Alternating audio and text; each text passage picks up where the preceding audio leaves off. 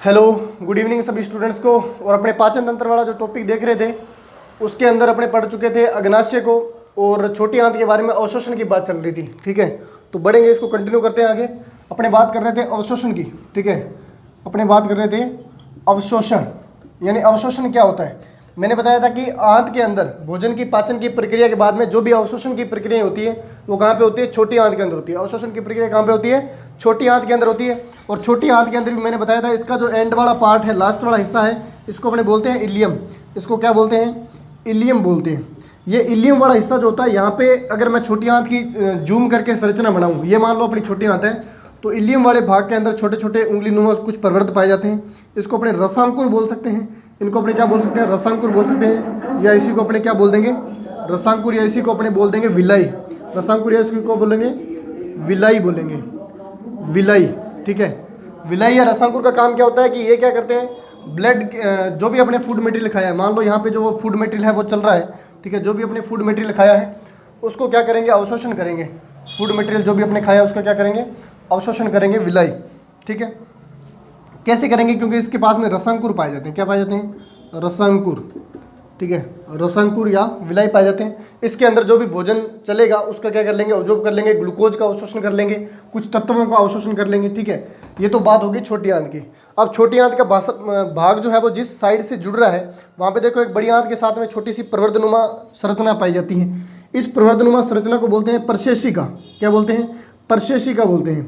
अपने ऐसे लिख सकते हैं परशेषिका, परशेषिका, परशेषिका। ठीक है, ये परशेषिका क्या होती है? अवशेषी अंग है। अपने शरीर के अंदर क्या है? अवशेषी अंग है। अवशेषी अंग है। अवशेषी अंग का मतलब क्या हो गया? ऐसे अंग जिसका शरीर के अंदर कोई काम नहीं है लेकिन वो भी फिर भी है। जैसे मैं बात करूं, अपने अंदर नाखून है, नाखूनों का ज़्यादा कोई काम नहीं है। ठीक है, उसी प्रकार से अपने जो कान है, ईयर पल्लव है, ठीक है, इनका कोई काम नहीं है। आने वाले टाइम के अंदर जो भी मानव की प्रजाति नहीं आएगी उसके अंदर क्या होगा कि एक ईयर पिन्ना जो है, बाह्य कर्ण जो है वो क्या हो जाएंगे? विलुप्त हो जाएंगे, लेकिन पर्दा रहेगा। अपने सुनने का काम किससे करते हैं? अपने पर्दे से करते हैं, अंदर के भाग से करते हैं। बाहर वाले काम को बाहर वाले जो कान है इसको काट दिया जाए तो कोई फर्क पड़ेगा क्या? कोई फर्क नहीं पड़ने वाला। ठीक है, तो इसलिए अपने ये भी क्या हो जाएंगे? अवशेषी अंग हो जाएंगे। अगर सर अवशेषी अंग है तो पहले इनका काम क्या था? इसकी मैं अगर बात करूं परशेषिका की, जिसको अपने क्या बोलते हैं? अपेंडिक्स भी बोलते हैं। क्या बोलते हैं? अपेंडिक्स, अपेंडिक्स भी बोलते हैं इसको। ठीक है, अपेंडिक्स का दर्द बहुत ही भयंकर होता है। आपको पता है कि कई बार इसके अंदर अगर भोजन चला जाए, अपने जो दर्द उठता है अपेंडिक्स के अंदर, इसके अंदर अगर क्या चला जाए, कोई भोजन का छोटा सा कतरा चला जाए तो इसके अंदर बहुत ज़्यादा तेज दर्द होता है। इस दर्द से व्यक्ति की मौत तक हो सकती है। तो आपने देखा होगा कि अपेंडिक्स का दर्द जिसको होता है उसको लेके जाते हैं अस्पताल के अंदर या हॉस्पिटल के अंदर। वहाँ पे क्या करते हैं डॉक्टर साहब? इसका ऑपरेशन करके इसको काट के क्या कर देते हैं? अलग कर देते हैं, काट के इसको बाहर निकाल देते हैं। इसको काट के बाहर निकाल दिया क्योंकि इसका कोई काम नहीं है शरीर के अंदर। ये काम पहले करती थी। पहले कब करती थी? जब मानव जो है वो घास फूस खाया करता था। जो भी घास फूस खाने वाले जीव होते हैं उनके अंदर अपेंडिक्स यानी परशेषिका जो है वो एक्टिव होती है। अपने घास फूस नहीं खाते हैं, पहले टाइम में खाते थे, घास की रोटियां खाते थे जो अपने पूर्वज थे पुराने टाइम के। तो घास फूस के अंदर क्या होता है? सेल्यूलोज होता है। पादपों की कोशिका भित्ति के अंदर क्या पाया जाता है? सेल्यूलोज पाया जाता है। ठीक है, क्या पाया जाता है? सेल्यूलोज। अब सेल्यूलोज जो है, सेल्यूलोज का पाचन अपने अंदर नहीं होता। ठीक है, तो सेल्यूलोज का पाचन कौन करता है? सेल्यूलोज का पाचन करती है परशेषिका, जो अपने अंदर निष्क्रिय हो चुकी है, अपने अंदर अवशेषी हो चुकी है, कोई काम नहीं है। लेकिन जंतु जो है, जैसे मैं गाय भैंस भेड़ बकरी की बात करूँ जो घास फूस खाते हैं, ठीक है, उनके अंदर क्या होती है? परशेषिका सक्रिय होती है।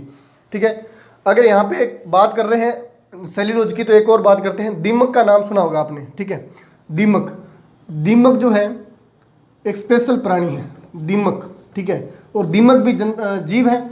और दीमक के अंदर क्या होता है कि आंत के अंदर सेल्यूलोज का पाचन करती है। आपने देखा होगा दीमक जो है वो लकड़ी को लगती है। जितने भी लकड़ी हैं उनके अंदर भी क्या पाई जाती है? सेल्यूलोज पाई जाती है। तो दीमक जो होती है उसके अंदर एक जीवाणु पाया जाता है जिसका नाम क्या है? ट्राइकोनिम्फा। ठीक है, ट्राइकोनिम्फा। इसलिए जो है दीमक जो है वो क्या कर सकती है? सेल्यूलोज का पाचन करती है। क्या करती है? सेल्यूलोज का पाचन करती है। सेल्यूलोज का पाचन दीमक क्यों कर सकती है? क्योंकि दीमक की आंत के अंदर क्या पाया जाता है? ट्राइकोनिम्फा जीवाणु पाया जाता है। इस वजह से क्या होता है कि वो पाचन कर सकती है सेल्यूलोज का। अपने अंदर परशेषिका जो है वो सेल्यूलोज का पाचन पहले टाइम में करती थी जब अपने घास फूस खाते थे। अभी नहीं खाते हैं तो अपने अंदर ये क्या हो गई है? निष्क्रिय हो गई है। अपेंडिक्स का दर्द जो होता है वो बहुत भयंकर दर्द होता है। कब होता है? अगर इसके अंदर क्या चला जाए? भोजन चला जाए तो ये बहुत ज़्यादा तेज दर्द करती है। ये तो बात होगी छोटी आंत की, ठीक है। और छोटी आंत के अंदर सबसे ज़्यादा अवशोषण भोजन का कहाँ पे होता है? इलियम वाले भाग के अंदर होता है, ठीक है। अब मैं बात करता हूँ बड़ी आंत की। बड़ी आंत जो होती है, जैसे ही मान लो भोजन आया, भोजन यहाँ पे किसके रूप में आ रहा है? कायम के रूप में आ रहा है। किसके रूप में आ रहा है? बोलस के रूप में खाया, कायम के रूप में आ रहा है। तो भोजन कायम के रूप में यहाँ पे क्या हो गया? सिर्फ ग्लूकोज का अवशोषण हुआ है, ठीक है, भोजन का अवशोषण हो गया, लेकिन अभी तक जल का अवशोषण नहीं हुआ। तो भोजन कहाँ जाएगा? बड़ी आंत के अंदर जाएगा। तो बड़ी आंत के अंदर क्या होता है? जल का अवशोषण होता है। बड़ी आंत के अंदर क्या होता है? जल का अवशोषण होगा, ठीक है। बड़ी आंत के अंदर क्या होगा? जल का अवशोषण। और कुछ खनिज पदार्थों, जो भी अपने दवाइयाँ वगैरह खाते हैं, उनका अवशोषण भी कहाँ पे होता है? बड़ी आंत के अंदर होता है, ठीक है। जल का अवशोषण पूछे कंपटीशन एग्जाम के अंदर कि जल का अवशोषण बॉडी के अंदर कहाँ पे होता है? तो बड़ी आंत के अंदर होता है। छोटी आंत के अंदर ग्लूकोज और जो भी दूसरे फूड मटेरियल, कुछ आवश्यक तत्व हैं, विटामिन है, उनका अवशोषण होता है, ठीक है। तो ये अपना पाचन तंत्र का चैप्टर था। उसके अंदर जल का अवशोषण हो जाएगा, और उसके बाद में वो भोजन जो है वो वेस्टेज मटेरियल कहलाएगा, जो गुदा द्वार से होता हुआ क्या हो जाएगा? बाहर हो जाएगा। तो ये पूरी पाचन तंत्र की प्रक्रिया थी। पाचन तंत्र कहाँ से स्टार्ट हुआ था, ठीक है, इसके बारे में पूरा ध्यान रखोगे कि कहाँ से स्टार्ट होता है। मुख से स्टार्ट हुआ था। मुख के बाद में इसका क्रम मुख गुहा, ठीक है। उसके बाद में कंठ को क्रॉस करते हुए, एपिग्लोटिस को क्रॉस करते हुए जाएगा कहाँ पे? ग्रास नलिका के अंदर। ग्रास नलिका से आमाशय के अंदर, और आमाशय इसको अच्छी तरह से मथ देगा, HCl मिला देगा, एंजाइम मिला देगा। तो ये कहाँ चला जाएगा? ये चला जाएगा छोटी आंत यानी ग्रहणी भाग से होता हुआ, पित्ताशय रस मिल जाएगा, अग्नाशय रस मिल जाएगा, और ये कहाँ चले जाएगा? छोटी आंत के अंदर। छोटी आंत के अंदर पाचन की प्रक्रिया चलती है, यानी अवशोषण होता है, ठीक है। और अपनी पाचन की प्रक्रिया को टाइम कितना लगता है? 4 से 5 घंटे का टाइम लगता है। कितना टाइम लगता है? 4 से 5 घंटे का। अब छोटी आंत ने क्या कर लिया? अवशोषण कर लिया भोजन का। उसके बाद में जल का अवशोषण कहाँ पे होता है? जल का अवशोषण होता है बड़ी आंत के अंदर। जब बड़ी आंत पूरी तरह से जल का अवशोषण कर लेगी, तो उसके बाद में ये भोजन जो है वो क्या कहलाएगा? अपना वेस्ट मटेरियल कहलाएगा, भोजन नहीं रह जाएगा। ये गुदा द्वार से होता हुआ क्या हो जाएगा? बाहर हो जाएगा, ठीक है। तो ये अपनी भोजन की सारी प्रक्रिया थी, और ये अपने टॉपिक था पाचन तंत्र, ठीक है। तो अपना पाचन तंत्र वाला टॉपिक जो है आपके कंपटीशन एग्जाम की दृष्टि से पूरी तरह से कंप्लीट है। तो इसके बारे में कुछ और इंपॉर्टेंट बातें करेंगे भोजन के बारे में, ठीक है। अपने 3 प्रकार के फूड मटेरियल खाते हैं। इसका स्क्रीनशॉट ले लो, मैं इसको रफ कर रहा हूँ, ठीक है। अपने 3 प्रकार के क्या करते हैं? 3 प्रकार के मुख्य रूप से भोजन खाते हैं, ठीक है। मैंने बताया था, उनकी मैं एनर्जी की बात करूंगा, कितनी एनर्जी, उनकी फ्रिक्वेंसी जो है उनसे अपने को प्राप्त होती है, ठीक है। 3 प्रकार के। पहला जो भोजन का प्रकार है वो कौन सा है? कार्बोहाइड्रेट। कार्बोहाइड्रेट यानी अपने 3 प्रकार के भोजन करते हैं। पहला कार्बोहाइड्रेट, या इसी को क्या बोलते हैं? स्टार्च बोलते हैं। कार्बोहाइड्रेट या इसी को क्या बोलेंगे? स्टार्च बोलेंगे। दूसरा जो भोजन का प्रकार है वो अपने लिए है प्रोटीन। वो कौन सा है? प्रोटीन है। और तीसरा जो है वो क्या है? वसा है। तीसरी क्या है? वसा। यानी अपने 3 प्रकार के जो भोजन है वो अपनी लाइफ साइकिल के अंदर जीने के लिए अपने 3 प्रकार के भोजन करते हैं। इस तीनों प्रकार के भोजनों में से देखेंगे कि सबसे ज़्यादा ऊर्जा कौन देता है। तो ये देता है सबसे कम ऊर्जा, ये देता है सबसे कम ऊर्जा देता है, ठीक है। सबसे कम ऊर्जा देता है, सबसे कम ऊर्जा देता है। कौन सा? कार्बोहाइड्रेट या स्टार्च। लेकिन सबसे जल्दी देता है। क्या देता है? सबसे जल्दी देता है। सबसे कम ऊर्जा देता है लेकिन सबसे जल्दी देता है, ठीक है। पचता बहुत जल्दी है। पचने के आधार पर बात करें, मैं अभी समझाऊंगा। इसकी बात करें तो ये नॉर्मल कंडीशन के अंदर रहेगा। ये क्या देगा? कार्बोहाइड्रेट या स्टार्च से थोड़ी ज़्यादा, स्टार्च से थोड़ी ज़्यादा ऊर्जा, थोड़ी ज़्यादा ऊर्जा देता है, ठीक है। पचने की बात करें तो स्टार्च के बाद पचता है, स्टार्च के बाद ऊर्जा देता है या पचता है, स्टार्च के बाद ऊर्जा देता है, ठीक है। वसा की बात करें तो वसा जो है वो सबसे अधिक ऊर्जा देती है। सबसे अधिक ऊर्जा मिलती है या देती है, ठीक है। पचने के आधार पे बात करें तो सबसे लेट या सबसे देरी से या सबसे या अपने क्या लिखते हैं? देरी से ऊर्जा देती है। अब समझना क्या रेशो है इन तीनों का। मैं बात कर रहा हूं कि अपने 3 प्रकार के फूड मटेरियल जो है अपने लाइफ साइकिल के अंदर जीने के लिए खाते हैं। कार्बोहाइड्रेट या स्टार्च खाते हैं, या अपने किसी भी रूप में प्रोटीन खाएंगे, या अपने किसी भी रूप में वसा खाएंगे।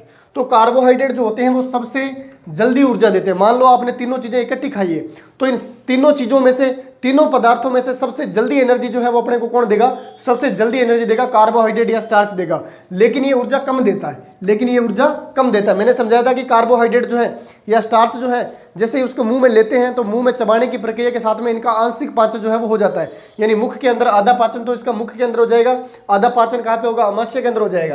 प्रोटीन का पाचन अमाशय से स्टार्ट होता है, जबकि कार्बोहाइड्रेट का पाचन मुख से स्टार्ट होता है। तो पहले कौन बचेगा, पहले कार्बोहाइड्रेट या स्टार्च बचेगी। तो सबसे जल्दी ऊर्जा देता है, ठीक है, सबसे जल्दी ऊर्जा देता है लेकिन सबसे कम ऊर्जा देता है, ठीक है। उसके बाद बात करें पचने की, सबसे जल्दी पचेगा तो जल्दी ऊर्जा देगा, लेकिन ऊर्जा का क्रम इन तीनों में से क्या है, सबसे कम ऊर्जा देता है। प्रोटीन की बात करें तो प्रोटीन जो है वो कार्बोहाइड्रेट के बाद में पचना स्टार्ट होता है, यानी कार्बोहाइड्रेट के बाद पचेगा लेकिन ऊर्जा क्या देगा, कार्बोहाइड्रेट से थोड़ी सी ज्यादा देगा, ठीक है। उसके बाद में वसा का देखो, वसा क्या करेगी, सबसे अधिक ऊर्जा देती है। अपने घी तेल खा रहे हैं, ठीक है, फैट खा रहे हैं, घी खा रहे हैं, वो सबसे अधिक ऊर्जा देंगे अपने को, लेकिन सबसे देरी से पचेंगे, उनको पचने में काफी टाइम लगता है। तो आपसे क्वेश्चन पूछा जाएगा कंपटीशन एग्जाम के अंदर कि भाई सबसे ज्यादा ऊर्जा किससे मिलती है, तो सबसे ज्यादा ऊर्जा मिलती है वसा से। सबसे कम ऊर्जा किससे मिलती है, सबसे कम ऊर्जा मिलती है कार्बोहाइड्रेट से। सबसे जल्दी ऊर्जा कौन देता है, सबसे जल्दी ऊर्जा कार्बोहाइड्रेट देता है। सबसे देरी से ऊर्जा कौन देता है, तो सबसे देरी से ऊर्जा देती है वसा। तो ये अपना पाचन तंत्र वाला चैप्टर हो गया। जितने भी कंपटीशन एग्जाम से इंपॉर्टेंट, कंपटीशन एग्जाम की दृष्टि से जो भी इंपॉर्टेंट क्वेश्चन यहाँ से उठ सकते थे वो मैंने सारे करवा दिए हैं। तो पाचन तंत्र वाला चैप्टर पूरी तरह से कंप्लीट है। अगली नेक्स्ट क्लास के अंदर अपना नया चैप्टर स्टार्ट करेंगे। तब तक के लिए थैंक यू सभी स्टूडेंट को।